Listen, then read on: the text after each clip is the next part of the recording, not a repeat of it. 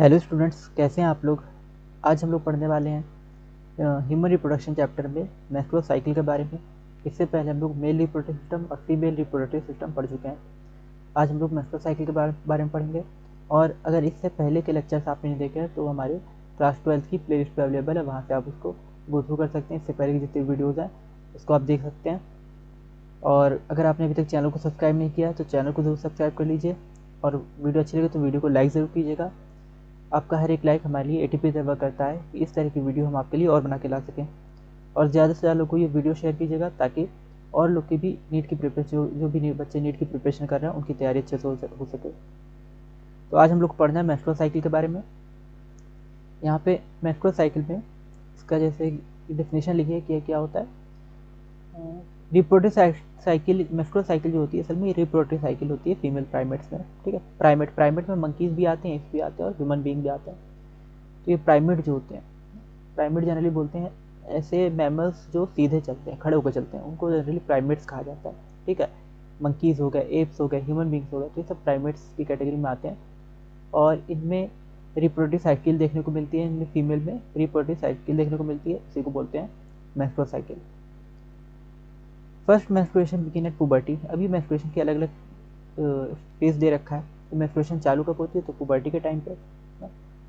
और इसको बोलते हैं मीनाक, सॉरी ये जो, हाँ मीनाक है। ठीक है, ये मीनाक है। तो जब स्टार्टिंग होती है मेंस्ट्रुअल साइकिल की तो इसको क्या बोलेंगे, मीनार्क। जनरली एज कितनी होती है, 12 या 13 ईयर्स की एज होती है, इससे स्टार्ट हो जाती है मेंस्ट्रुएशन वगैरह, तो इसको बोलेंगे मीनार्क। इसके बाद है in human females menstruation is repeated at an average interval of about 28 to 29 days. अब ये वेरी करता है, अलग अलग फीमेल्स में अलग अलग इसका ड्यूरेशन होती है। 28 या 29 डेज की इसकी ड्यूरेशन हो सकती है। अगर 28 डेज की है तो इसमें 14 डेज पर ओव्यूलेशन होगा। ठीक है, मेंस्ट्रुअल साइकिल जितने दिन की होती है उसके हाफ डे पे क्या होता है, उसके हाफ डे पे ओव्यूलेशन होता है, यानी ओवम का एग का प्रोडक्शन होता है।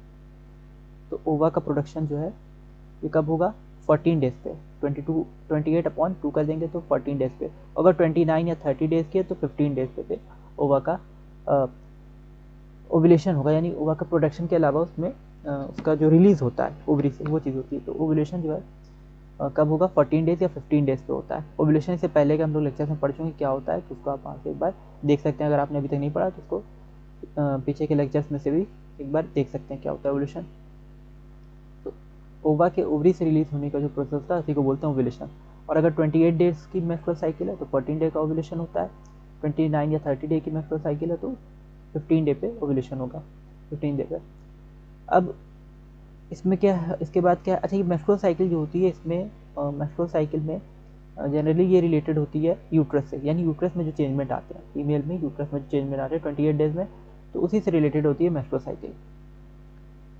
And the cycle of events starting from one menstruation till the next one is called the menstrual cycle. ठीक है, यानी एक मेंस्ट्रुएशन जब स्टार्ट हुआ, पहला मेंस्ट्रुएशन हुआ मेनार्क में, जिसको बोला था पुबर्टी की एज में होता है 12 या 13 ईयर पे, तो इससे लेके जब तक मीनोपॉज की कंडीशन नहीं आ जा सकती। ठीक है, तो ये पूरा रिप्रोडक्टिव फेज चलता रहता है। और एक मेंस्ट्रुएशन से उसके अगले मेंस्ट्रुएशन के बीच का जो फेज होता है इसको बोलते हैं एक मेंस्ट्रुअल साइकिल। अगर हम सिंगल मेंस्ट्रुअल साइकिल की बात करें तो क्या होती है, एक मेंस्ट्रुएशन से दूसरे मेंस्ट्रुएशन के बीच का जो गैप होता है इसको बोलते हैं। अब ये मेंस्ट्रुएशन क्या है, तो मेंस्ट्रुएशन जो होता है जो भी यूट्रस की थिकनिंग वगैरह होती है, इससे पहले के चैप्टर्स बताया कि यूट्रस थिक कर जाती है। ठीक है, ताकि उसमें अच्छे से एम्ब्रियो एम्बेड हो सके। जैसे एक यूट्रस है, यहाँ पे डायग्राम इसका बना देते हैं, यूट्रस है। ठीक है, तो यूट्रस जो होती है ये अंदर से थिक हो जाती है लाइनिंग इसकी। और जब क्या होगा, जब होगा यहाँ पे मेंस्ट्रुएशन, तो मेंस्ट्रुएशन में ये थिकनिंग जो होगी ये कट के निकल जाएगी। अगर प्रेगनेंसी नहीं हुई है तो ये थिकनिंग जो होगी ये कट के बाहर आ जाती है, स्क्वीज आउट हो जाती है। और इसमें कुछ ब्लड वेसल्स भी कनेक्ट रहती हैं, तो थोड़ा बहुत ब्लड का सिक्रेशन भी हो जाता है, इसी के साथ ब्लड भी एक्सपेल आउट हो जाता है। तो इसी को हम लोग बोलते हैं मेंस्ट्रुएशन। यानी मेंस्ट्रुएशन क्या होता है, यूट्रस की जो प्रिपेयरिंग होती है, जो उसकी थिकनिंग होती है एम्ब्रियो के एम्बेडिंग के लिए, तो वो जो होती है जब वो स्क्वीज आउट हो जाएगी उसी को बोलेंगे मेंस्ट्रुएशन। अगर प्रेगनेंसी नहीं हुई है तो ये मेंस्ट्रुएशन होता है, और अगर प्रेगनेंसी हो गई है तो मेंस्ट्रुएशन नहीं होता फिर। तो ये चीज़ जो है, और इसमें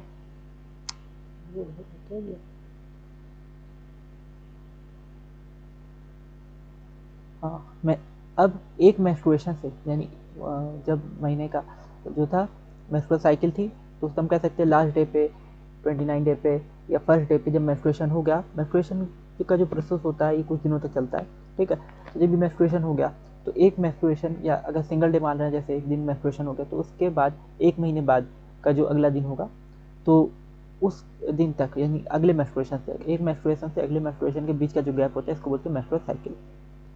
Ovum is released ovulation during the middle phase of या middle day of menstrual cycle, ऐसे बोल सकते हैं कि ओवम का रिलीज या ओवुलेशन कब होता है। ओवुलेशन होगा मेंस्ट्रुअल साइकिल के हाफ डे पे, मिडिल के डे पे। अब यहाँ पे एक डायग्राम बना हुआ है, लोड होने में थोड़ी सी टाइम लग रहा है, तो ये डायग्राम में अच्छे समझ में आएगा प्रोसेस क्या है, ठीक है। ये डायग्राम है और इसमें अलग अलग डेज दिए हुए हैं, बार बार हट जा रहा है इसलिए इसको बताएंगे नहीं, ठीक। तो ये अलग अलग डेज, जैसे डे 1 दिया हुआ है तो यहाँ पे मेंसेस हुआ यानी मेंस्ट्रुएशन यहाँ पे हुआ है, ठीक है। और कुछ दिनों तक मेंस्ट्रुएशन चलता है ना?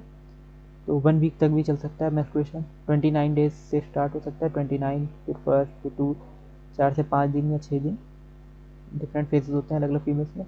तो ये लास्ट डे पे स्टार्ट होगा 29 पे या फर्स्ट डे पे मेंस्ट्रुअल साइकिल के, और फर्स्ट सेकंड थर्ड इस तरह से चलता रहेगा कुछ दिनों तक।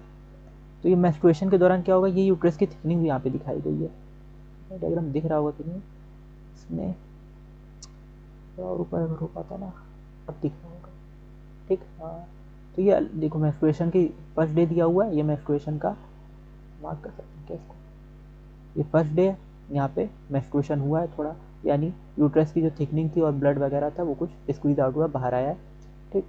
और इसके बाद अब कुछ दिनों तक फिर से क्या होगा, फॉलिकुलर फेज या प्रोलिफरेटिव फेज चलता रहेगा, यानी इसमें थिकनिंग होती रहेगी कुछ दिन तक, ताकि अगर फर्टिलाइजेशन हो तो एम्ब्रियो इसमें अच्छे से एम्बेड कर जाए, इसमें अच्छे से मिल भी जाए, ठीक है।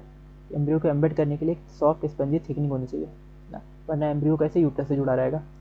तो ये जो सॉफ्ट स्पंजी थिकनिंग होती है जिसकी वजह से एम्ब्रियो उससे जुड़ा रहता है यूट्रस से, इसी का क्या है प्रोलिफरेशन हो रहा है। यहाँ पे पहले ये बनती है और इसके बाद जब बन गई और अगर प्रेगनेंसी नहीं हुई तो उस कंडीशन में क्या होगा कि ये पूरी जो थिकनिंग है ये बाहर आ जाएगी मेंस्ट्रुएशन में।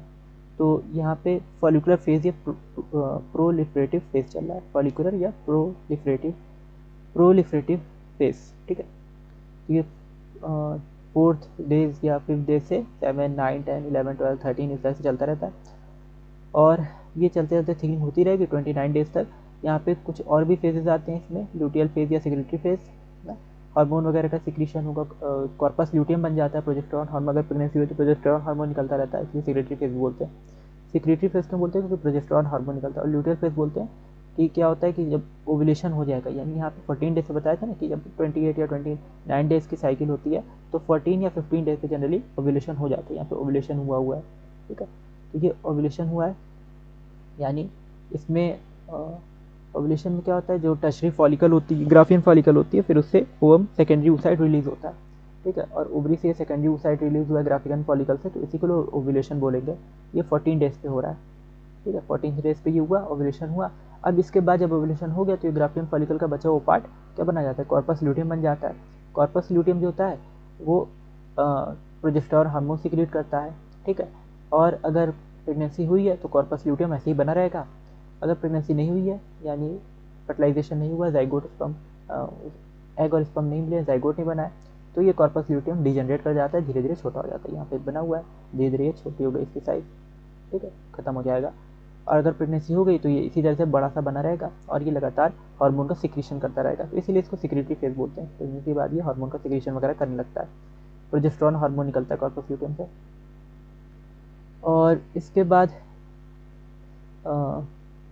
अगर जैसे प्रेगनेंसी नहीं हुई है तो 29 या फर्स्ट डे पे मेंस्ट्रुएशन हो जाता है, मेंसेस जिसको बोलते हैं। ये 29 फिर फर्स्ट सेकंड थर्ड फिर से ये डेज रिपीट होंगे, क्योंकि साइकिल है ना, साइकिल में क्या होता है, साइकिल में रिपीट होता रहता है डे, बार बार वही डे आता है हर मंथ, जैसे हर महीने 30 या 31 जितने भी डेज हैं तो वो हर महीने रिपीट होते रहते हैं, 1, 2, 3, 4, फिर नेक्स्ट मंथ में फिर 1, 2, 3, 4 इस तरह से रिपीट होंगे। तो ये साइकिल है, ये दोबारा चलती रहती है बार बार, इसी को बोलते हैं मेंस्ट्रुअल साइकिल। और इसमें अलग अलग फेजेज़ हैं, फेजेज़ याद रखें। मेंस्ट्रुएशन फेज़ है 29 1 2 3 4 डेज तक हो सकता है। फिर 5 से लेके फिर अप्रॉक्सीमेटली 5 है ये, 5 से लेके 15 डेज या 16-17 डेज तक, 5 से 16 डेज तक प्रोलिफरेटिव फेज रहेगा। ठीक है, जब यहाँ पे प्रोलिफरेशन हो रहा होगा, मतलब यूट्रस की थिकनिंग हो रही होगी, और साथ ही साथ क्या बन रहा होगा, फॉलिकुलर फेज बोलते हैं, क्योंकि इसमें फॉलिकल का भी डेवलपमेंट होता रहता है, primary follicle, secondary follicle, tertiary follicle, इस तरह से बनता रहता है। और फिर ओव्यूलेशन का डे होगा, 14 डे पे ओव्यूलेशन होगा, यानी ग्राफियन फॉलिकल से सेकेंडरी ओसाइड रिलीज होगा। फिर इसके बाद ल्यूटियल फेज आ जाएगा, यानी अगर प्रेगनेंसी हुई है तो कॉर्पस ल्यूटियम, यहाँ पे कॉर्पस ल्यूटियम बन जाता है, और प्रेगनेंसी हुई तो ये ऐसे ही रिटेन करता है, प्रोजेस्टेरॉन हार्मोन बनाता है। अगर नहीं हुई है तो ये कॉर्पस ल्यूटियम डिजनरेट कर जाता है। तो ये ल्यूटियल फेज या सेक्रेटरी फेज इसको बोलते हैं। कॉर्पस ल्यूटियम के बनने की वजह से ल्यूटियल फेज बोलते हैं, और कॉर्पस ल्यूटियम बन के प्रोजेस्टेरॉन रिलीज करता है, उस वजह से इसको सेक्रेटरी फेज भी कहा जाता है। किस डेज को, 16 से लेकर जो 29 तक के डेज होते हैं। ठीक है, 16 से कह सकते हैं 28 तक के डेज होते हैं ना, 27 या 28 तक के डेज होंगे, इसको हम ल्यूटियल फेज या सेक्रेटरी फेज कहेंगे। इसके बाद फिर मेंस्ट्रुएशन स्टार्ट हो जाएगा 28 या 29 से, 1 2 3 4 इस तरह से चलता रहेगा, 3 डेज 4 डेज ना। यहाँ पे डेवलपिंग फॉलिकल दिखाया गया है, मैच्योर फॉलिकल, फिर डेवलपिंग ओव्यूलेशन। इस एक ग्राफ में ये सारी कंडीशन दिखाई गई, यूट्रस का भी डेवलपमेंट दिखाया गया है किस तरह से होता है, और इसके साथ साथ ओवम का डेवलपमेंट, हम कह सकते हैं फॉलिकल्स का डेवलपमेंट किस तरह से हो रहा है, कॉर्पस ल्यूटियम कैसे बन रहा है, ये भी इसी ग्राफ में दिखाया गया है। बहुत इंपॉर्टेंट ग्राफ है, इससे क्वेश्चन आते हैं। और इसके अलावा हार्मोन का रेगुलेशन भी इसी ग्राफ में दिखा दिया गया कि ईस्ट्रोजन और प्रोजेस्टेरॉन जो होते हैं ये किस तरह से कम ज़्यादा, इनकी मात्रा जो होती है, इनका अमाउंट कम ज़्यादा या इनका लेवल कम ज़्यादा होता रहता है रिप्रोडक्टिव मेंस्ट्रुअल साइकिल में, उस चीज़ को भी यहाँ पे दिखाया गया। तो ये चीज़ एक बार देख लेते हैं कि यहाँ पे ओव्यूलेशन के दौरान ईस्ट्रोजन का सर्ज आता है। ठीक, ईस्ट्रोजन बहुत हाई रहेगा। एक हार्मोन यहाँ पे कम है क्या, प्रोजेस्टेरॉन दिया हुआ है, ईस्ट्रोजन। ठीक, तो ईस्ट्रोजन का सर्ज आता है यहाँ पे। ओव्यूलेशन में क्या होता है, ईस्ट्रोजन बहुत बढ़ जाएगा जब ओव्यूलेशन का टाइम होगा, या जिस दिन ओव्यूलेशन हो रहा होगा, मतलब 14th डे पे ना, 14 डे पे जब ओव्यूलेशन हो रहा है तो उस टाइम पे ओव्यूलेशन का लेवल बहुत हाई रहता है, सॉरी ईस्ट्रोजन का लेवल बहुत हाई रहता है। तो ईस्ट्रोजन के लेवल के हाई होने की वजह से क्या होता है, जो सेकेंडरी ओसाइट है वो ओवरी से रिलीज हो जाता है, बाहर निकल आता है, तो इसी को बोलते हैं ओव्यूलेशन। तो 14 डे पे याद रखना कौन सा हार्मोन, ईस्ट्रोजन, और एक LH हार्मोन भी होता है। ठीक है, लुटेनाइजिंग हार्मोन, LH सर्ज बोला जाता है। ईस्ट्रोजन और LH का ना, मेन तो LH सर्ज है। ठीक है, इसमें दिया नहीं हुआ है एक और हार्मोन, पहले 3 ग्राफ दिए रहते थे मेरे ख्याल पे, यहाँ पे 2 ही ग्राफ दिए हुए हैं। तो LH हार्मोन, LH सर्ज भी होता है, ईस्ट्रोजन के अलावा LH सर्ज भी यहाँ पे होता है। तो जब ओव्यूलेशन हो जाएगा इसके बाद फिर इसका लेवल कम हो जाएगा ईस्ट्रोजन का, ईस्ट्रोजन के लेवल के बढ़ने की वजह से या LH के बढ़ने की वजह से ही क्या होता है, ओव्यूलेशन हो जाता है। जब ओव्यूलेशन हो जाएगा तो फिर इसका लेवल फिर से नॉर्मल हो जाता है, फिर बाद में थोड़ा और बढ़ सकता है। बाद में प्रोजेस्टेरॉन है, प्रोजेस्टेरॉन का लेवल कब बढ़ता है, जब कॉर्पस ल्यूटियम बनता है उस दौरान वो प्रोजेस्टेरॉन सीक्रेट करता रहता है, तो उसकी वजह से उसका लेवल बढ़ जाता है और यूट्रस भी काफ़ी थिक हो जाता है। ठीक है, और अगर प्रेगनेंसी अगर रिटेन रहती है, प्रेगनेंसी अगर हो जाती है, उस कंडीशन में क्या होगा, कॉर्पस ल्यूटियम बना रहेगा, प्रोजेस्टेरॉन रिलीज करता रहेगा, तो ये ग्राफ उसी से बन जाएगा। ठीक है, ये रेड वाला ग्राफ जो है ये इस तरह से स्ट्रेट रहेगा फिर ना, और इसका प्रोजेस्टेरॉन का लेवल बना रहेगा लगातार और ये थिक रहेगा ना। अभी क्या हो रहा है कि इसमें प्रेगनेंसी की कंडीशन नहीं दिखाई गई है, तभी तो ये मेंस्ट्रुअल ब्लीडिंग दिखाई गई है, तो यहाँ पे क्या हो जाएगा, इसका ग्राफ फिर घट जाएगा। ठीक है, प्रोजेस्टेरॉन मतलब कम हो जाएगा ना, क्योंकि प्रेगनेंसी नहीं हुई तो प्रोजेस्टेरॉन का कोई काम ही नहीं है, यूट्रस की थिकनिंग की जरूरत ही नहीं है, तो ये प्रोजेस्टेरॉन फिर कम हो जाएगा लेवल। तो इस तरह से इसको में ग्राफ भी दिखाया गया है ना, अलग अलग फेजेस लिखे हैं, यूट्राइन इवेंट्स लिखे हैं, यूट्रस में क्या चीज़ हो रही है, मेंस्ट्रुएशन के दिन पहले ब्लीडिंग वगैरह होती है, फिर उसके बाद यानी उसका पूरा जो प्रिपरेशन थी यूट्रस की वो बाहर निकल आएगी, और फिर उसके बाद क्या है, एक तरह से यूट्रस की क्लीनिंग चलती रहती है। फिर इसके बाद क्या है, ये पूरा फेज़ है जब यूट्रस की थिकनिंग हो रही है, उसके बाद फिर वो मेंसेस आ जाएगा। यहाँ पे ओवरियन हार्मोन का लेवल दिया हुआ है कि पहले कुछ दिनों तक नॉर्मल रहता है ईस्ट्रोजन प्रोजेस्टेरॉन का लेवल, फिर ईस्ट्रोजन या LH का लेवल बढ़ जाएगा ओव्यूलेशन के टाइम पे। इसके बाद प्रोजेस्टेरॉन कॉर्पस ल्यूटियम बनेगा तो प्रोजेस्टेरॉन का लेवल बढ़ जाएगा ना। और इसके बाद ओवेरियन इवेंट दिए हुए हैं यहाँ पे ऊपर की साइड, ओवेरियन इवेंट में क्या होगा, ओवेरियन इवेंट में क्या होता है कि यहाँ पे शुरू में जो फॉलिकल है प्राइमरी सेकेंडरी टर्शियरी इस तरह से डेवलपमेंट इनका चलता रहता है डिफरेंट डेज पे, 14 डेज पे ओव्यूलेशन हो जाएगा, फिर उसके बाद जो रिमेनिंग पार्ट होता है ग्राफियन फॉलिकल का वो कॉर्पस ल्यूटियम बन जाएगा, और फिर ये डिजनरेट भी होने लगता है। ठीक है, यहाँ पे डिजनरेशन की कंडीशन दिखाई गई है। तो ये डिफरेंट इवेंट्स हैं मेंस्ट्रुअल साइकिल के। मेंस्ट्रुअल फ्लो जो होता है या जिसको मेंसेस बोलते हैं ना, ये 3 से 5 दिन का दिखाया जाता है, ठीक है। 3 से 5 दिन जनरली होता है, फर्स्ट सेकंड थर्ड डे या 29 और फर्स्ट सेकंड थर्ड इस तरह से हो सकता है, कोई डिफिनेट नहीं होता। 3 to 5 डेज का ये है। Menstrual flow result due to breakdown of andro, और किस वजह से हो रहा है, break down of endometrial lining of the uterus. ये चीज़ बताएं कि जो प्रिपरेशन होती है, थिकनिंग होती है या स्पंजी जो प्रिपरेशन होती है यूट्रस की, वो सब स्क्वीज आउट कर जाती है, उसका ब्रेक डाउन हो जाता है, उस वजह से ये मेंस्ट्रुअल फ्लो होता है। ब्लड वेसल्स भी इसमें टूटती हैं, इस वजह से क्या होता है कि लिक्विड का फॉर्म, ब्लड वगैरह भी बाहर निकलता है। Menstruation only occurs if the release ovum is not fertilised, ठीक है।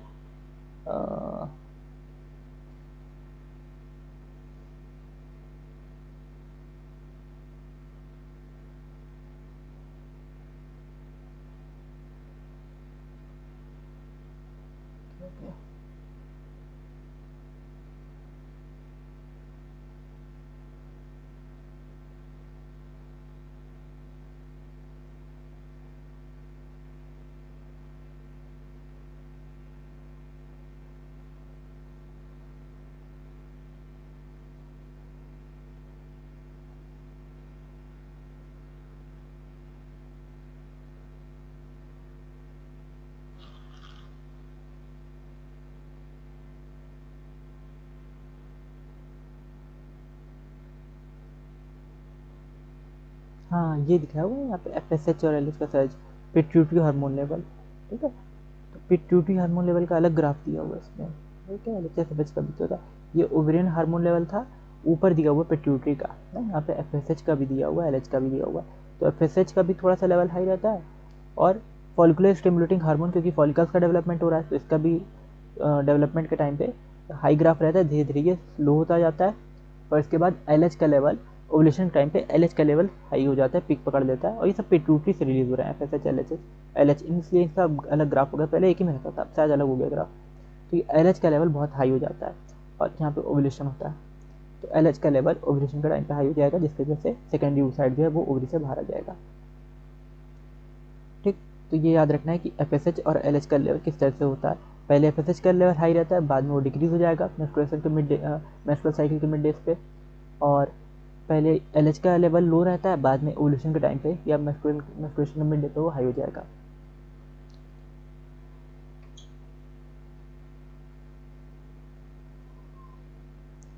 और मेंस्ट्रुएशन कब होता है, जब ओवम का फर्टिलाइजेशन नहीं हुआ, तब उस टाइम मेंस्ट्रुएशन होगा, ये चीज़ याद रखनी है। फर्टिलाइजेशन नहीं हुआ, प्रेगनेंसी नहीं हुई, तभी मेंस्ट्रुएशन होता है।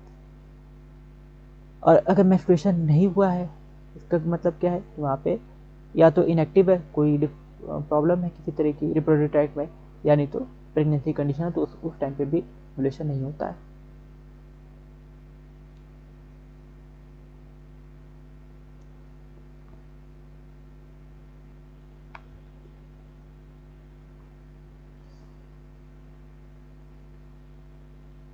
तो प्रेगनेंसी कंडीशन में भी मेंस्ट्रुएशन नहीं होता। It may also be cause due to some other underlying causes like stress, poor health etc, ठीक है। तो ये जो होता है, स्ट्रेस की वजह से भी, पुअर हेल्थ की वजह से भी मेंस्ट्रुएशन जो है इसका गैप हो सकता है।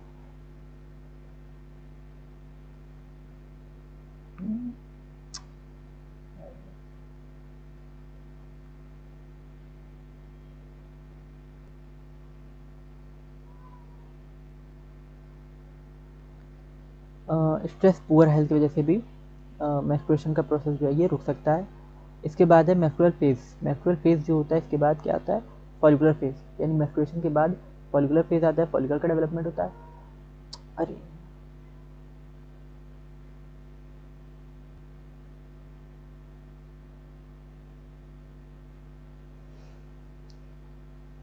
तो मेंस्ट्रुअल फेज के बाद क्या आता है, फॉलिकुलर फेज आता है, और इसके बाद during this phase the primary follicle in the ovary grow to become a fully mature Graafian follicle, ठीक है। तो इसमें प्राइमरी फॉलिकल का डेवलपमेंट होगा, ये सब पहले लेक्चर में पढ़ा चुके हैं इससे कि प्राइमरी फॉलिकल का डेवलपमेंट किस तरह से होता है। तो प्राइमरी फॉलिकल जो है ये ग्रो करेगा और ये ग्राफिन फॉलिकल बना देगा, और endometrium of uterus regenerates through proliferation, यानी जो एंडोमेट्रियम होती है इसकी इसी साथ में जब इसका डेवलपमेंट चल रहा होता है फॉलिकल का, तो साथ ही साथ क्या होती है, जो एंडोमेट्रियम होती है यूट्रस की, वो प्रोलिफरेट करती है बहुत तेज़ी से उसकी थिकनिंग हो जाती है। ये सब बता चुके हैं। 3 लेयर्स होती हैं यूट्रस में, एंडोमेट्रियम, मायोमेट्रियम और पेरीमेट्रियम। तो इन लेयर्स में क्या होता है, खासकर एंडोमेट्रियम जो होती है, एंडोमेट्रियम लेयर में चेंजेस होते हैं मेट्रोसाइकिल के दौरान, और एंडोमेट्रियम फिर स्क्वीज आउट हो जाती है। तो ये जो एंडोमेट्रियम, इसका प्रोलिफरेशन या इसमें थिकनिंग होती रहती है जब फॉलिकल का डेवलपमेंट होता है उस टाइम पे। These changes in the ovary and the uterus are induced by the changes in the or levels of the pituitary and ovarian hormone. तो ये जो चेंजेस आ रहे हैं किसकी वजह से आ रहे हैं, पिट्यूटरी और ओवेरियन हार्मोन्स की वजह से। तो मेंस्ट्रुअल साइकिल में पिट्यूटरी और ओवेरियन हार्मोन्स की क्या होती है, इन्वॉल्वमेंट होती है। पिट्यूटरी एक ग्लैंड है, ठीक है, ब्रेन में ये जो होती है हमारे ब्रेन के, मतलब हम कह सकते हैं कि ब्रेन में होती है एक तरह से, ब्रेन का जो पोर्शन है ऊपर का, हेड का पोर्शन, उसमें पाई जाती है पिट्यूटरी ग्लैंड, ठीक है। और ओवेरियन हार्मोन्स यानी ओवरी भी जो होती है वो कुछ हार्मोन रिलीज करती है। तो जो ये सब हार्मोन निकल रहे हैं पिट्यूटरी से और ओवरी से, जो हार्मोन निकल रहे हैं, इसकी वजह से क्या होता है, यूट्रस में कुछ चेंजमेंट आते हैं। इसके बाद क्या है, the secretion of gonadotropin and LH-FSH increase gradually during the follicular phase and stimulate follicular development as well as secretion of oestrogen by the growing follicle. यानी इसके जो हार्मोन्स हैं, secretion of gonadotropin, LH and FSH, LH और FSH gonadotropin, ये pituitary से निकल रहा है ना, जो गोनेड पैक करे, इन्हें गोनेडोट्रोपिन इसीलिए कहते हैं। गोनेडोट्रोपिन का मतलब क्या होता है, पिट्यूटरी से निकलने वाले ऐसे हार्मोन जो गोनेड पे एक्ट करते हैं उसको बोलते हैं गोनेडोट्रोपिन हार्मोन। फिर LH और FSH जो है पिट्यूटरी से निकलते हैं और गोनेड्स यानी ओवरी पे एक्ट करते हैं ना, फिर ओवरी से ओवरी में चेंजमेंट कराएंगे, ओवरी से कुछ हार्मोन वगैरह रिलीज कराएंगे, तो उस वजह से जो है इसमें इनको गोनेडोट्रोपिन बोलते हैं, ऐसे हार्मोन जो पिट्यूटरी से निकलते हैं और गोनेड्स पे एक्ट करते हैं, फिर गोनेड्स में कुछ चेंजमेंट कराते हैं, जैसे फॉलिकल का डेवलपमेंट करा रहे हैं और ओव्यूलेशन करा रहे हैं, LH की वजह से ओव्यूलेशन हो रहा है। तो ये इसकी वजह से क्या होता है, फॉलिकुलर फेज होता है, स्टिमुलेट फॉलिकुलर डेवलपमेंट भी इसी की वजह से होता है। क्या हो गया, चल रहा है ये, तो फॉलिकुलर डेवलपमेंट होता है, ठीक है। LH और FSH की पीक की वजह से, LH और FSH की पीक की वजह से 14 डेज पे, खासकर LH सर्ज की वजह से, LH ना रैपिड सिक्रीशन ऑफ LH, इसकी वजह से maximum level during the mid cycle ना, बहुत बार एक ही चीज़ को लिखा हुआ है LH सर्ज ना। LH सर्ज का मतलब क्या होता है, 14th डे पे जब बहुत ज़्यादा LH का सिक्रीशन होने लगता है, मैक्सिमम लेवल हो जाता है LH का ना, कब होता है, मिड साइकिल में। तो इसी वजह से क्या होता है, ग्राफियन फॉलिकल फट जाती है, रप्चर कर जाती है। उस ग्राफियन फॉलिकल के फटने से, रप्चर करने से वहाँ पे oocyte, सेकेंडरी oocyte बाहर आता है। तो यहाँ पे ओवम का रिलीज होता है जिसको ओव्यूलेशन बोलते हैं, इस प्रोसेस को हम लोग बोलते हैं ओव्यूलेशन। तो ओव्यूलेशन कब हो रहा है, मेंस्ट्रुअल साइकिल के मिड डे पे यानी 14th डे पे। मेंस्ट्रुअल साइकिल अगर 28 डे की है तो 14 डे पे, अगर 29 या 30 डे की है तो 15 डे पे ओव्यूलेशन हो रहा है। और इससे क्या हो रहा है ओव्यूलेशन से, कि इसमें क्या हो रहा है, LH हार्मोन बहुत ज़्यादा बढ़ जाता है, और इस LH हार्मोन के बहुत ज़्यादा बढ़ने को हम लोग क्या बोलते हैं, LH सर्ज बोलते हैं। तो उस टाइम पे 14 डे पे LH हार्मोन अपने आप ही बॉडी में, फीमेल की बॉडी में बहुत ज़्यादा बढ़ जाता है। उस वजह से क्या होता है, उसमें ओव्यूलेशन हो जाता है, यानी सेकेंडरी oocyte जो है वो ग्राफियन फॉलिकल फटता है और उसमें सेकेंडरी oocyte बाहर आ जाता है। The ovulation ovulatory phase is followed by the luteal phase. Ovulation के बाद, ओव्यूलेटरी फेज के बाद क्या आता है, लुटियल फेज आता है। ओव्यूलेशन या ओव्यूलेटरी फेज के बाद लुटियल फेज आएगा, कॉर्पस ल्यूटियम क्योंकि बन गया, अब वो सिक्रीशन करेगा प्रोजेस्टेरॉन का। रिमेनिंग पार्ट जो होते हैं ग्राफियन फॉलिकल, ये कॉर्पस ल्यूटियम बनाते हैं, तो बाकी बचे वो पार्ट क्या बनाते हैं, कॉर्पस ल्यूटियम।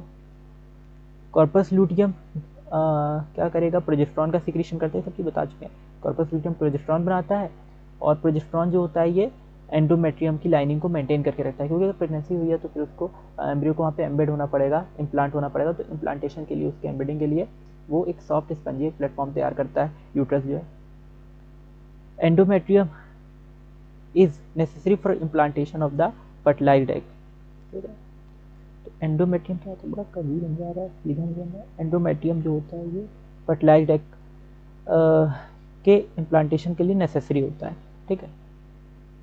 तो याद रखना है कि एंडोमेट्रियम क्या होता है, फर्टिलाइज्ड एग के इम्प्लांटेशन के लिए नेसेसरी होता है, और इससे जो है कुछ हार्मोन्स भी निकलते हैं ना, इसलिए अदर इवेंट्स भी लिखा हुआ है, प्रेगनेंसी के अदर इवेंट्स में भी काम आएगा, क्योंकि इससे HCG निकलता है, ह्यूमन कोरियोनिक गोनेटोट्रोपिक हार्मोन।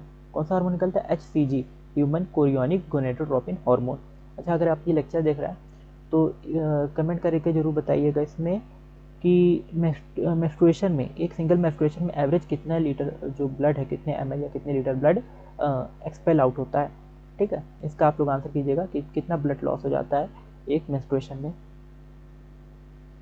तो यहाँ पे for implantation of the fertilised ovum and the other events of pregnancy, during pregnancy all events of the menstrual cycle stop and there is no menstruation. ठीक है, तो प्रेगनेंसी जब होगी तो वहाँ पे कोई मेंस्ट्रुएशन नहीं होगा क्योंकि मेंस्ट्रुअल साइकिल उस टाइम पे रुक जाएगी। ये चीज़ याद रखनी है, प्रेगनेंसी के दौरान मेंस्ट्रुअल साइकिल रुक जाएगी, थिकनिंग तो होगी, ठीक है, थिकनिंग हो जाएगी, यूट्रस की ओवुलेशन वगैरह सब होगा, लेकिन वो थिकनिंग होकर रुक जाएगी, फिर वो थिकनिंग जो है एक्सपेल आउट नहीं होगी, बाहर नहीं आएगी। तो मेंस्ट्रुएशन इसलिए हम लोग कहते हैं मेंस्ट्रुएशन नहीं होगा। मेंस्ट्रुअल साइकिल तो होगी लेकिन मेंस्ट्रुएशन नहीं होगा, यानी ब्लीडिंग वगैरह जो होती है या जो यूट्रस की प्रिपरेशन बाहर निकल आती है वो चीज़ नहीं होगी। In the absence of fertilisation the corpus luteum degenerate. ठीक है, अगर अब्सेंस है फर्टिलाइजेशन नहीं हुआ है, तो क्या होगा, कॉर्पस ल्यूटियम डिजनरेट कर जाएगा, खत्म हो जाएगा। कॉर्पस ल्यूटियम धीरे धीरे श्रिंक करता जाता है, छोटा होता जाता है, खत्म हो जाता है। अभी ग्राफ में दिखाया था धीरे धीरे छोटा हो गया था। This cause in disintegration of the endometrium lining leading to the menstruation. Corpus luteum की डिजनरेसी की वजह से भी हम लोग कह सकते हैं कि मेंस्ट्रुएशन हो जाता है, यानी एंडोमेट्रियम लाइनिंग शेड कर जाती है। यानी एंडोमेट्रियम जब कॉर्पस ल्यूटियम डिजनरेट करता जाएगा, छोटा होता जाएगा, खत्म हो जाएगा, तो उसकी वजह से क्या होगा कि वहाँ प्रोजेस्टेरॉन हार्मोन नहीं रहेगा, उसका लेवल कम हो जाएगा। तो अब एंडोमेट्रियम की लाइनिंग क्या होगी, वो धीरे धीरे टूटने लगेगी, ब्लड वेसल्स भी थोड़ी बहुत रप्चर हो जाती हैं, जो कैपिलरीज वगैरह होती हैं, और वो पूरी जो एक वेस्ट मटेरियल होता है एक तरह से, जो प्रिपरेशन पहले थी एम्ब्रियो के लिए, अब वो वेस्ट मटेरियल एक तरह से तो वो बॉडी के बाहर एक्सपेल आउट कर दिया जाता है। मेंस्ट्रुअल साइकिल, अब मेंस्ट्रुअल साइकिल कब सीज होती है, 50 ईयर्स ऑफ एज। ठीक है, 50 साल की उम्र, 45 के अराउंड, 45 टू 50 या 55 तक भी कभी कभी हो सकती है, तो डिफरेंट फीमेल्स में वेरी करती है। तो इसके अराउंड मेंस्ट्रुअल साइकिल सीज हो जाती है, बंद हो जाती है, यानी फिर जिसको बोलते हैं मीनोपॉज की कंडीशन ना। उसके बाद मेंस्ट्रुअल साइकिल नहीं होगी, यानी उसके बाद किसी भी तरह का ओवुलेशन नहीं होगा, oocyte नहीं निकलेगा, तो रिप्रोडक्शन के चांसेस बहुत लेस हो जाते हैं या खत्म हो जाते हैं। ठीक है, 45 से 50 ईयर के बाद। Cyclic menstruation is an indicator of normal reproductive phase. Cyclic menstruation जो होता है, ये मतलब बार बार मेंस्ट्रुअल साइकिल का आना, ये क्या बताता है कि हाँ एक हेल्दी फीमेल है, उसमें क्या है, नॉर्मल रिप्रोडक्टिव फेज है ना, यानी वो रिप्रोडक्शन क्या है, नॉर्मल तरीके से कर सकते हैं। एक्सटेंड बिटवीन मिनार्क एंड मीनोपॉज, और इसमें ये जो होता है साइक्लिक मेंस्ट्रुएशन, ये नॉर्मल रिप्रोडक्टिव फेज है। इसकी ये भी डेफिनेशन हो सकती है ना कि साइक्लिक मेंस्ट्रुएशन, अच्छा ये साइक्लिक मेंस्ट्रुएशन यानी बार बार मेंस्ट्रुएशन का होना, ये क्या है, ये नॉर्मल रिप्रोडक्टिव फेज है और ये मीनार्क और मीनोपॉज के बीच में होता है। ठीक है, तो साइक्लिक मेंस्ट्रुएशन क्या होता है, मीनार्क और मीनोपॉज के बीच में होगा, और हर मंथ पे ये रिपीट होता है, बस एक महीना मान सकते हैं 28-29 डेज को, तो हर मंथ पे रिपीट होता रहता है। ठीक, यहाँ पे एक छोटा सा पैराग्राफ दिया हुआ मेंस्ट्रुअल हाइजीन का, ये आप लोग अपने से पढ़िएगा कि मेंस्ट्रुअल हाइजीन में क्या क्या लिखा हुआ है चीज़ें, इसको एक बार रीड कर लीजिएगा, क्योंकि ये सब इन्फॉर्मेशन भी बहुत इंपॉर्टेंट होती है और एग्जाम में यहाँ से भी क्वेश्चन फ्रेम होते हैं, जो छोटे मोटे नोट्स वगैरह दिए रहते हैं या चैप्टर के स्टार्टिंग में इंट्रोडक्शन वगैरह दिया रहता है, तो वो सब रीड कर लिया कीजिए, या समरी दी रहती है, वहाँ से भी क्वेश्चन आ सकते हैं ना।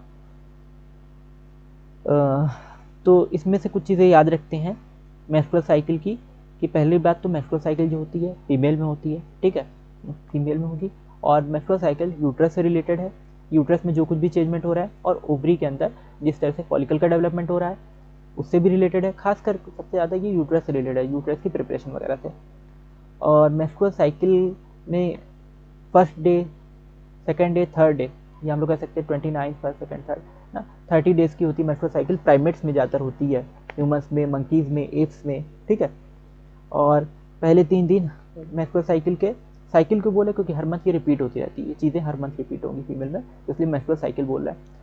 और इसमें मेंसेस या मेंस्ट्रुएशन कंडीशन होती है, फर्स्ट से लेके 5th डे तक, या 29 से लेके 4th डे तक, इस तरह से 3 से 5 दिन के बीच का जो गैप होता है, इसमें मेंसेस होते हैं, मेंस्ट्रुएशन होते हैं, यानी यूट्रस की जो भी प्रिपरेशन थी, जो भी थिकनिंग थी, वो सब एक्सपेल आउट हो जाएगी, स्क्वीज आउट हो जाएगी, बाहर निकल जाएगी बॉडी के। और इसके अलावा इसके बाद के जो डेज होते हैं उनमें प्रोलिफरेशन होता है। ठीक है, और 14 डेज पे ओवुलेशन होगा, यानी उसमें ग्राफी साथ ही साथ ओवरी के अंदर फॉलिकल का डेवलपमेंट भी होता रहेगा, और सेकेंडरी oocyte वगैरह रिलीज करेंगे, और फिर वो फर्टिलाइजेशन अगर हुआ है तो कॉर्पस ल्यूटियम जो है वो बनेगा, और कॉर्पस ल्यूटियम वो सेकेंडरी oocyte बने, वहाँ से स्पेल आउट हो जाएगा, ओवरी से बाहर निकल जाएगा और कॉर्पस ल्यूटियम बन जाएगा, यानी बचा वो पार्ट कॉर्पस ल्यूटियम बनेगा। तो 14 डेज पे ओवुलेशन होता है, ये याद रखना है, और इस टाइम पे LH का लेवल भी बहुत हाई रहता है, ये चीज़ याद रखनी है कि LH का लेवल की हाई की वजह से ओवुलेशन होता है। LH किससे निकलता है, तो पिट्यूटरी से निकलता है, ये कुछ चीज़ें हाई याद रखनी है। इसके बाद जब कॉर्पस ल्यूटियम बन गया, कॉर्पस ल्यूटियम से प्रोजेस्टेरॉन निकलता है, कुछ दिन तक प्रोजेस्टेरॉन निकलेगा। प्रेगनेंसी अगर नहीं हुई तो ये कॉर्पस ल्यूटियम खत्म हो जाता है। अब प्रेगनेंसी हो गई है तो कॉर्पस ल्यूटियम बना रहेगा, प्रोजेस्टेरॉन भी निकलता रहेगा, जिसकी वजह से यूट्रस की थिकनिंग बनी रहेगी यहाँ पे। और अगर प्रेगनेंसी नहीं हुई तो यूट्रस की थिकनिंग फिर क्या हो जाएगी, खत्म हो जाएगी, और फिर वो मेंस्ट्रुएशन जब होगा तो वो जो है पूरा एक्सपेल आउट हो जाएगा, पूरा जो भी मटेरियल था यूट्रस की प्रिपरेशन का, यानी एंडोमेट्रियम लाइनिंग और कुछ ब्लड कैपिलरीज भी रहती हैं, यहाँ पे दिखाई नहीं, कैपिलरीज दिखाई गई हैं इसमें तार तार जैसे, ठीक है, ब्रांचेस के जैसे। तो ये कैपिलरीज भी कुछ रप्चर हो जाती हैं, जिसकी वजह से ब्लड थोड़ा बहुत निकल जाता है। तो ये मेंस्ट्रुएशन होता है। और इस जब मेंस्ट्रुएशन स्टार्ट कब होता है, पुबर्टी में ना, फीमेल में पुबर्टी यानी 12 13, ये जो एज होती है 12 ईयर या 13 ईयर, इसमें स्टार्ट होता है।